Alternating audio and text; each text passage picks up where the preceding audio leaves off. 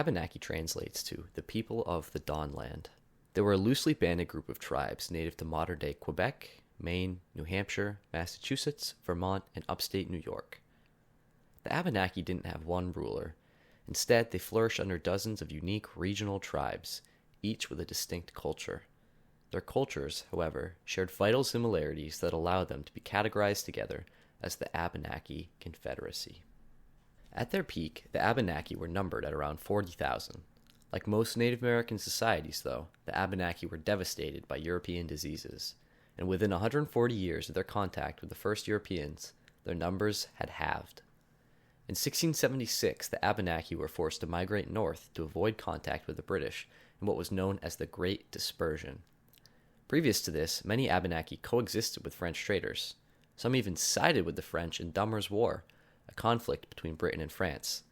Now, though, because of the British, they were being brutalized, undervalued, and pushed off their homelands. As the Abenaki faded via disease and war, so did their customs and stories. This limits our understanding of their once rich and vibrant culture. We know that they were patrilineal. Political status and hunting grounds were passed down via the male side of the family, from father to son. We know that the tribes were run by sachems, wise spiritual and political leaders. We know that the Abenaki were polytheistic. They believed in dozens of deities and other supernatural beings.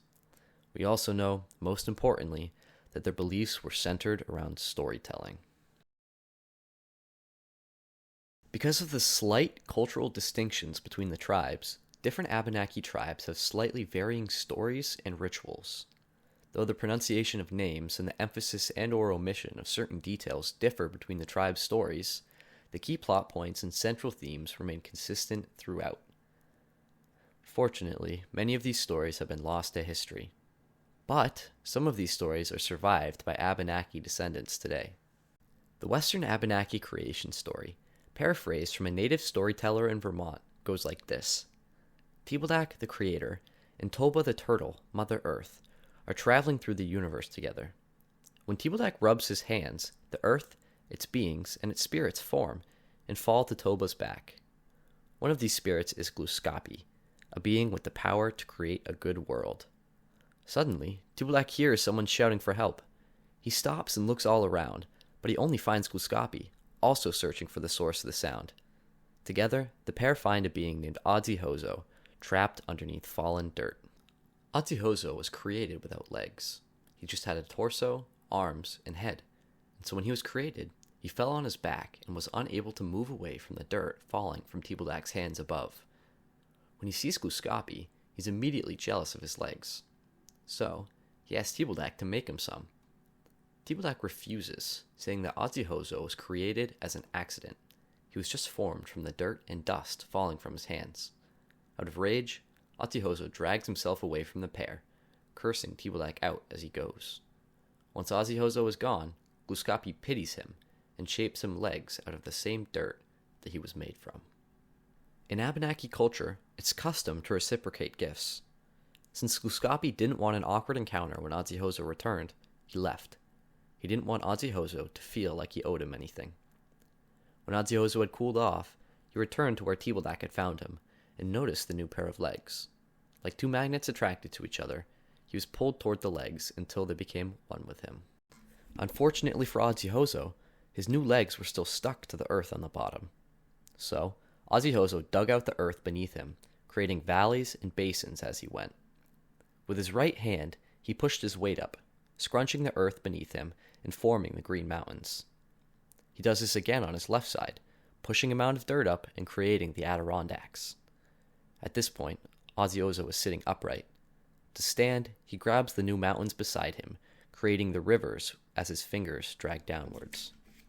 After walking and admiring the earth with his new legs, Adzihozo realizes that he owes Gluskapi a favor, and decided to return to his birthplace to protect the Abenaki people that Gluskapi so loved. He created a mythical water creature named Champ, a patroller of the waterways, to protect over Lake Champlain.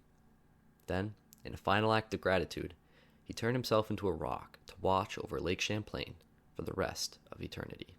What I find really cool about this story is that this rock actually exists. It's a small island named Rock Dunder in Lake Champlain. If you look at an aerial map of the lake, you see that it roughly resembles a person, where Adziohoza was said to have dug himself out. Some Abenaki were said to have sent gifts and offerings, like food and tobacco-filled pipes, to Champ and Adziohozo by floating them out on the lake. You can see the regional differences in the different interpretations of the story. In some, Adziohozo has legs, but that are too small to walk on. In some, Tibaldak is called Gichi Niwswak, or the Great Spirit, and the earth is a product of his dreams instead of the dirt from his hands. Nearly all Abenakis agree, though, that Adziohozo couldn't walk, formed the mountains and valleys with his troubles in getting up, and then transformed into a rock. They also agree that there is a single creator who brought the earth into being, and that Gluskapi, who goes by several names, is a supernatural spirit that watches over the Abenaki people.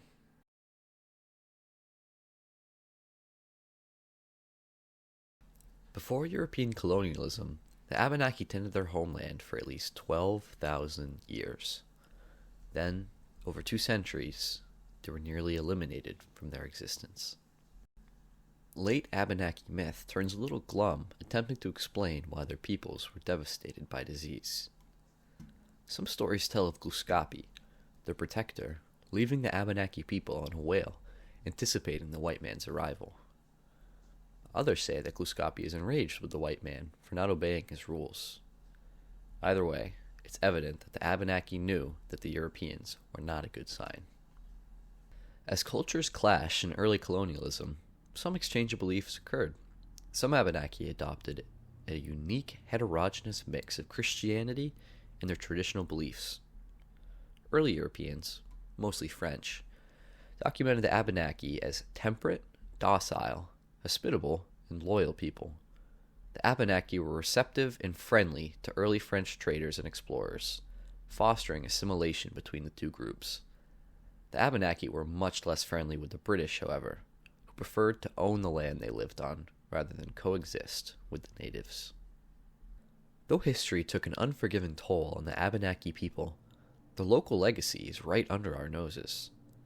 The river right beside our school, the Piscataqua, is named after the native tribe that lived along the riverbanks. And the Kachiko, which flows through downtown Dover, is also named after its native tribe. Laconia High School's mascot is the Sakums, the leaders of Abenaki tribes, and several towns and landmarks, like Lake Winnipesaukee, Sauhegan, Nashua, and Canopy, are named after the people that originally lived there.